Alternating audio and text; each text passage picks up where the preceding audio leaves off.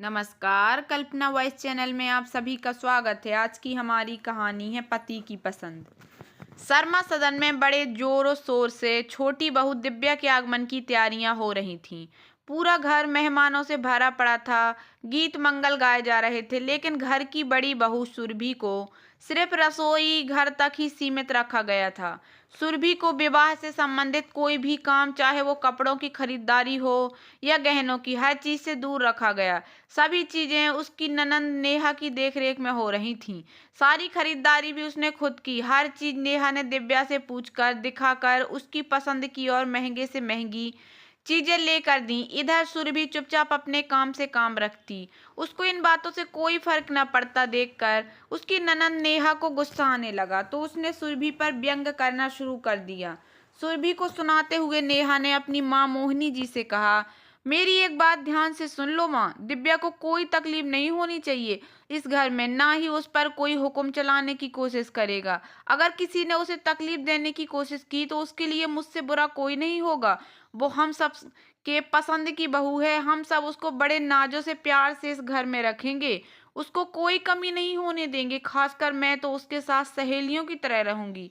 सुरभि सब कुछ सुनकर भी अनसुना कर रही थी, वो भी सिर्फ इसलिए कि शादी के घर में मेहमानों के बीच कोई तमाशा ना हो। लेकिन अब सब कुछ उसके बर्दाश्त से बाहर हो रहा था। सुरभि ने अपने कमरे में जाकर रात में ये बात अपने पति अमन से कही। देखो अमन, माँ जी और नेहा का यूं बात बात पर मुझे ताने देना और सुनाना बिल्कुल भी पसंद नहीं आ रहा। 5 साल हो गए अपनी शादी को, लेकिन आज तक मैं इस घर के लिए बेमानी और बुरी बहू ही हूँ। माँ जी का तक तो फिर बर्दाश्त कर लूं, लेकिन नेहा की बदतमीजी मुझसे बर्दाश्त नहीं होती। या तो तुम जाकर उन्हें ऐसा करने से मना करो, नहीं तो अगर मैंने कुछ कह दिया तो उनके साथ साथ तुम्हें भी मेरी बात बुरी लग जाएगी। बिस्तर पर लेटे लेटे अमन ने मोबाइल देखते हुए कहा, तुम भी हद करती हो यार, जरा जरा सी बात का बतंगड़ बनाती हो। कुल मिलाकर 4 दिन और रहना है हमें यहाँ, और कौन सी उनकी बातें तुमसे बाहर चिपक रही हैं। वैसे भी समझदार लोग ऐसे मामलों में अक्सर चुप रहने की सलाह देते हैं। वैसे भी तुम इस घर की बड़ी बहू और बड़े पर ही परिवार जोड़ के रखने की जिम्मेदारी होती है, इसलिए तुम्हारी जिम्मेदारी बनती है कि परिवार की एकता बनाए रखने के लिए तुम चुप ही रहो। आखिर नेहा तुमसे छोटी है, और मान लो कि नेहा की जगह तुम्हारी छोटी बहन होती तो तुम क्या करती? तब भी तुम मुझसे शिकायत करती नहीं ना? तब तो तुम चुपचाप सुनकर मुस्कुरा देती, ये कहकर बच्ची है। क्यों, सही कह रहा हूं ना मैं? तब सुरभि ने पलटकर कहा, बिल्कुल गलत कह रहे हो तुम। अगर मेरी छोटी बहन ऐसा व्यवहार करेगी, सबसे पहले उसे एक जोरदार थप्पड़ लगाऊंगी, और मुझसे भी पहले मेरी माँ उसे थप्पड़ लगाएगी, क्योंकि हमें बड़ों का अपमान करना नहीं सिखाया गया। फिर चाहे कोई भी हो, माँ, भाभी या बहन, सम्मान सबका समान अधिकार है। सुरभि की बात सुनते अमन चुपचाप मोबाइल रखकर बिना कुछ बोले करवट लेकर सो गया। लेकिन सुरभि ने तय कर लिया कि अब अगर वो चुपचाप रह गई तो उसे आजीवन अपमान बर्दाश्त करना होगा। इसलिए अब वो चुपचाप अपना अपमान बर्दाश्त नहीं करेगी। सुरभि और अमन की लव मैरिज हुई थी। दोनों ही एक कंपनी में काम करते थे। अमन के परिवार ने कभी भी परोक्ष रूप से इस विवाह का विरोध तो नहीं किया, लेकिन सुरभि की लाख कोशिशों के बाद भी अमन के परिवार में कभी सुरभि को अपनी बहू भी नहीं स्वीकार किया। उसके हर अच्छे काम में हमेशा कमी और खोट ही निकाली गई। अगले दिन दिव्या के आने के बाद उसके मुंह दिखाई की रस्म चल रही थी। जो भी घूंघट उठाता उसकी खूबसूरती की तारीफ किए बगैर नहीं रह पाता था। दिव्या रंग रूप से गोरी सुंदर होने के साथ साथ 5 फीट 7 इंच लंबी थी। सभी मेहमानों से देखकर एक ही बात करते, क्या खूबसूरत बहू आई है घर में। कद काठी, हर चीज परफेक्ट, किसी फिल्मी मॉडल की तरह। मोहिनी जी की ननद ने बहू की तारीफ में 2 4 बातें और बढ़ा चढ़ा कर कही। तभी नेहा कहा, अरे बुआ, दिव्या किसी वैसे वैसे की पसंद थोड़ी है, मैंने खुद इस घर की छोटी बहू को पसंद किया है। आप ही बताओ, मेरी पसंद को कोई काट सकता है क्या? आप तो अच्छी तरह जानती हो मुझे ऐसी वैसी छोटी मोटी चीजें पसंद नहीं आती। नेहा की बात में हाँ में हम लाते हुए मोहिनी जी ने कहा, मेरी बेटी की पसंद तो हमेशा से ही एक नंबर की होती, इसलिए तो इस बार ही बहू पसंद करने की जिम्मेदारी इसके भाई और मैंने इसे दे रखी थी। तभी तो हमारी छोटी बहू चांद का टुकड़ा है। वहां मौजूद मेहमानों के बीच खामोशी छा गई। सब सुरभि की तरफ देखने लगे, क्योंकि शामली सलोनी सुरभि सामंद कदकाठी की और उसे अमन ने पसंद किया था। लेकिन सुरभि अपने व्यवहार कुशलता से सबके दिल में जगह बना लेती है। आज सुरभि को नेहा का इतना कहना बुरा लगा। आज उसके मन के साथ साथ उसका आत्मसम्मान भी बहुत आहत हुआ था। तभी सुरभि की बुआ सास ने वक्त की नजाकत को देखते हुए कहा, अरे खूबसूरती तो बस कुछ पल की बात होती है। असली खूबसूरती तो व्यवहार में होनी चाहिए, जैसा हमारी बड़ी बहू सुरभि में है। बड़ी बहू, तू भी कुछ बोल, क्या चुपचाप खड़ी सबको देख रही है? देवरानी के मुंह दिखाई की रस्म पूरी तो कर, बता तो देवरानी कैसी है? सभी ने हाँ में हाँ मिलाई और माहौल थोड़ा हल्का हो गया।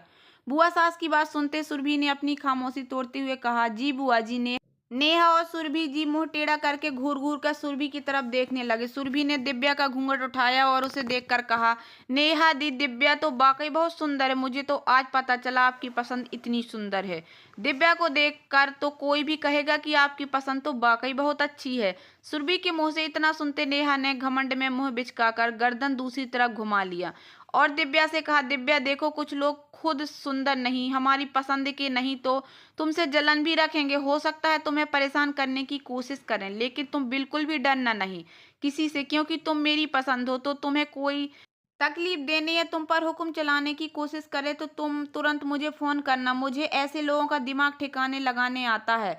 तब सुरभि ने नेहा के पास जाकर सबके बीच में अपनी सास और नेहा को गले लगाकर उनके कान में धीरे से कहा, अभी जो आपने दिव्या से कहा, चाहूं तो मैं भी कह सकती हूँ। बेशक मैं आप सबकी पसंद नहीं हूँ, लेकिन मुझे इस बात की बहुत खुशी और गर्व दोनों है कि मैं अपने पति की पसंद हूँ और हम दोनों एक दूसरे की पसंद से पूरी तरह से खुश और संतुष्ट हैं।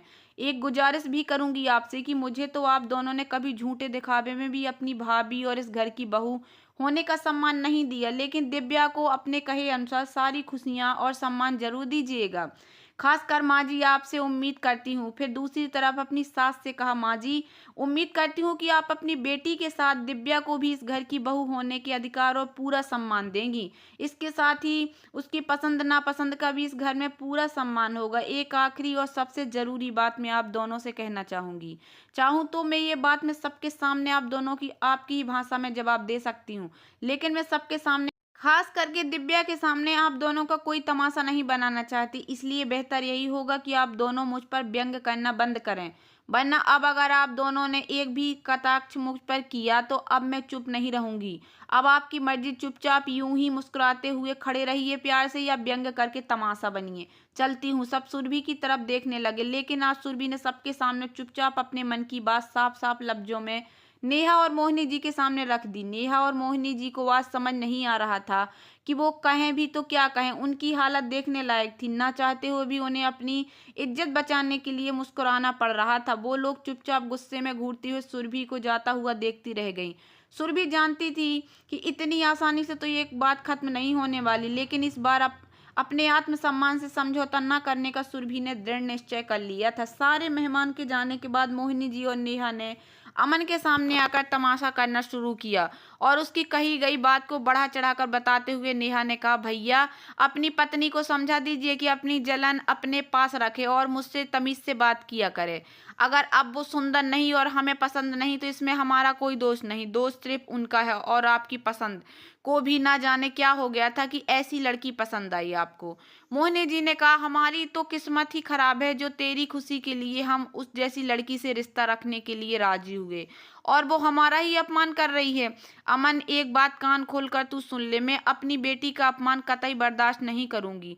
लेकिन आज अमन ने अपनी पहली बार सुरभि के पक्ष में नेहा से सिर्फ दो टूक कहा। नेहा, किसी से सम्मान पाने के लिए हमें पहले सम्मान देना पड़ता है और सुरभि तो तुम्हारी बड़ी भाभी है और उसे मैंने पसंद किया, ठीक उसी तरह जैसे तुम्हारे लिए देवेंद्र जी को तुम्हारे लिए पसंद किया है। अमन की बात सुनते ही नेहा के चेहरे का रंग ही उड़ गया और उसे कोई जवाब समझ नहीं आ रहा। लेकिन आज पहली बार दो टूक कहकर अमन वहां से चला गया और दरवाजे के पीछे खड़ी होकर सारी बात सुनती सुरभि को आज खुशी हुई कि कम से कम अमन ने तो उसका साथ दिया। अमन के चले जाने के बाद दरवाजे के पीछे खड़ी सुरभि उन लोगों के सामने आ गई, जिसे देखकर नेहा और मोहिनी गुस्से में उसको घूरते हुए वहां से निकल गए।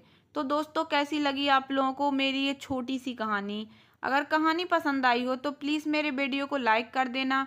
चैनल पर नए आए हों तो प्लीज़ सब्सक्राइब कर लेना और ज़्यादा से ज़्यादा शेयर करना। धन्यवाद दोस्तों।